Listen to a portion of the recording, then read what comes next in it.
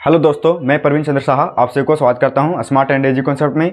आज देखने वाले हैं इकोनॉमिक्स, वो भी पूरा आसानी तरह से पूरा समझेंगे कॉन्सेप्ट बाय कॉन्सेप्ट कैसे इकोनॉमिक्स में क्या क्या होता है। तो जैसे कि इकोनॉमिक्स, इसको हिंदी में बोलते हैं अर्थशास्त्र। अर्थशास्त्र इसको दो भाग में वर्गीकृत किया गया है, अर्थ प्लस शास्त्र, दोनों भाग में वर्गीकृत किया गया है। अर्थ मतलब होता है धन और शास्त्र मतलब होता है अध्ययन। ये दोनों का मतलब होता है स्टडी ऑफ मनी।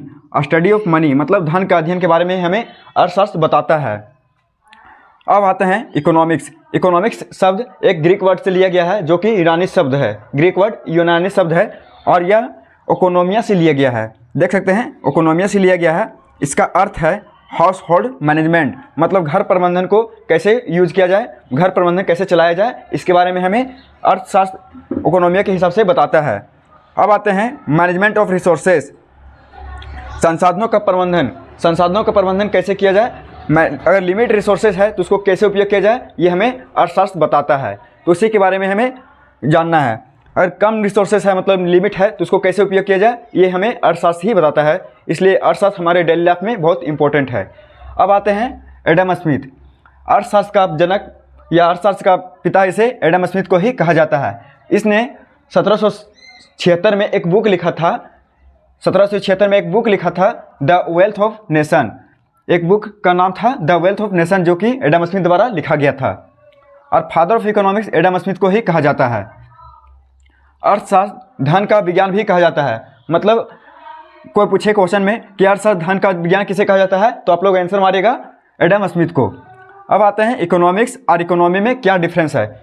इकोनॉमिक और इकोनॉमिक्स में क्या डिफरेंस है इसके बारे में जानते हैं। इकोनॉमिक्स वह होता है जो कि एक विषय होता है, और इकोनॉमी जिस पर सिद्धांत करके लागू किया जाता है वो इकोनॉमी होता है। जैसे कि इकोनॉमी ये सब्जेक्ट हो गया विषय, और इकोनॉमिक थ्योरी सिद्धांत जिस पर लागू हो तो उसे हम अर्थव्यवस्था कहते हैं, या इकोनॉमी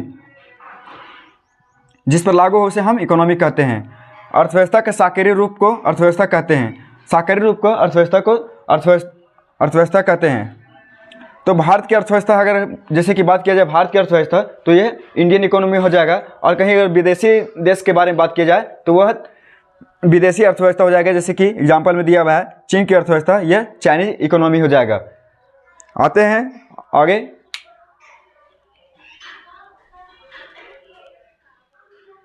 दो भाग में वर्गीकृत किया गया है क्लासिफिकेशन ऑफ इकोनॉमिक्स। पहला हो गया विशिष्ट अर्थव्यवस्था माइक्रो इकोनॉमिक्स, और दूसरा हो गया समष्टि अर्थव्यवस्था मैक्रो इकोनॉमिक्स। दोनों में सुनने में थोड़ा कंफ्यूजन हो सकता है, इसलिए ध्यान से सुनिएगा। ये छोटे पहलू से संबंध होता है, माइक्रो ये छोटे पहलू से संबंध होता है, और ये मैक्रो यह बड़े पहलू से संबंध होता है। ये माइक्रो MICRO ये माइक्रो है, व्यक्तिगत अर्थव्यवस्था के बारे में ये हमें बताता है, विशिष्ट अर्थव्यवस्था के बारे में बताता है, और ये संपूर्ण अर्थव्यवस्था के बारे में बताता है। मैक्रो इकोनॉमिक्स ये मतलब राष्ट्रीय स्तर के आय के बारे में बताता है। देख सकते हैं नेशनल इनकम, और इसमें आय सिर्फ आय के बारे में बताता है।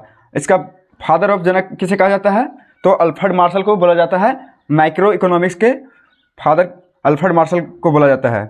इसने बुक लिखा है theory of demand supply, theory of demand supply, और एक और बुक लिखा है कीमत की सिद्धांत, प्रिंसिपल ऑफ द रेट। ये सिद्धांत दो बुक लिखा है। और माइक्रो इकोनॉमिक्स का फादर बोला जाता है जेम्स किन्स को बोला जाता है। इसने भी दो बुक लिखा है, आय एवं रोजगार की सिद्धांत, जैसे कि इनकम एंड एम्प्लॉयमेंट प्रिंसिपल। और ये यहाँ पे दूसरा बुक है the general theory of employment interest and money. ये दो बुक लिखे हैं। अब मिलते हैं नेक्स्ट वीडियो पे। आज के लिए इतना ही। वीडियो कैसा लगा आप लोग कमेंट सेक्शन में जरूर बताएं। मिलते हैं नेक्स्ट वीडियो पे।